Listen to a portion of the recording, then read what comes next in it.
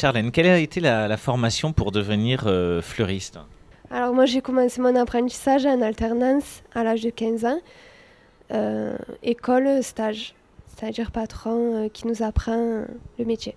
Mais sinon, après le CAP, on peut faire un BP, je présume? Voilà, on peut faire un BP, BTM, c'est ça, c'est vraiment, là c'est les grands décors, tout ça, c'est pas les compositions qu'on fait en magasin, c'est décors de salle, vraiment les grands décors, voilà. Et quelle est la caractéristique principale de votre magasin? Qu'est-ce que vous avez voulu transmettre dans votre magasin? J'ai voulu faire un petit coin cocon. C'est vrai que je fais des compositions plutôt épurées avec des fleurs exotiques, anthurium. Vous avez de l'arôme, du protéin. C'est vrai que c'est des fleurs qu'on ne voit pas chez tous les fleuristes. Voilà, je mets beaucoup de branchages assez épurés. Et c'est pas compliqué de connaître toutes ces fleurs, de savoir comment traiter chacune des fleurs, chacune des plantes?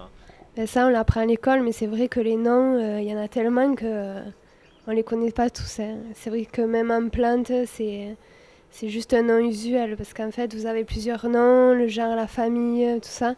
C'est vrai qu'on connaît plus le nom usuel que la famille, tout ça. Donc vous avez monté votre boutique ici à la Corniche, à Fleur de Pau, c'est ça? Oui, c'est ça, à fleur de peau. Qu'est-ce qui vous a donné l'idée de nommer votre magasin comme ça? Mais je voulais un prénom, quoi, un nom assez original qui change des autres fleuristes, parce qu'on voit souvent les noms des fleuristes, tout ça. Et c'est vrai que ça me plaisait beaucoup. Quelles sont les fleurs que vous affectionnez là et avec quoi on peut les associer? Quelles sont leurs principales caractéristiques? Alors mes fleurs préférées, vous avez l'anthurium, c'est une fleur exotique. Le protéa, ça c'est une fleur assez originale, les clients aiment bien. Parce que c'est vrai qu'on dirait un artichaut.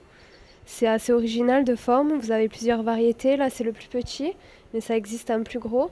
Et c'est vrai qu'une seule fleur avec un feuillage et un branchage, ça suffit à un bouquet sympa. Voilà, après vous avez le lysianthus, ça fait assez romantique comme fleur. Donc elle peut se mélanger avec de l'arôme ou des roses. Et c'est vrai que ça fait plutôt mariage, baptême, occasion particulière. Voilà, après vous avez l'anthurium comme ça, c'est pas du tout la même forme que ça. Alors c'est vrai que dans ces fleurs, vous avez plusieurs formes, plusieurs coloris. C'est naturel, c'est pas du tout teinté. Donc c'est vrai que c'est assez sympa ce dégradé de couleurs. Voilà, après vous avez l'arôme rose aussi. Donc c'est un arôme rose et là arôme blanc, c'est les Voilà. mêmes. Là c'est l'arôme blanc, Jicala. Et vous l'avez en rose, vous avez à peu près toutes les couleurs. Et c'est naturel aussi, c'est pas teinté. Et ça s'associe avec quoi? Ça, l'arôme, on peut le mettre pareil, épuré, deux, trois fleurs avec du branchage, comme ça, de la prêle, du feuillage, ça suffit à un joli bouquet.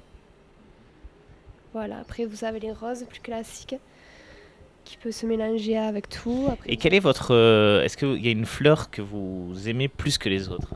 oui, alors ma fleur préférée, c'est la pivoine, parce que c'est vrai que ça fait très champêtre, très nature aussi. Et c'est une fleur magnifique. Alors, c'est une fleur assez éphémère. C'est vrai qu'on la trouve que 2 mois dans l'année. Et elle dure pas très longtemps malheureusement. Elle s'ouvre très vite. Mais c'est vrai que c'est la beauté de la fleur qui fait tout.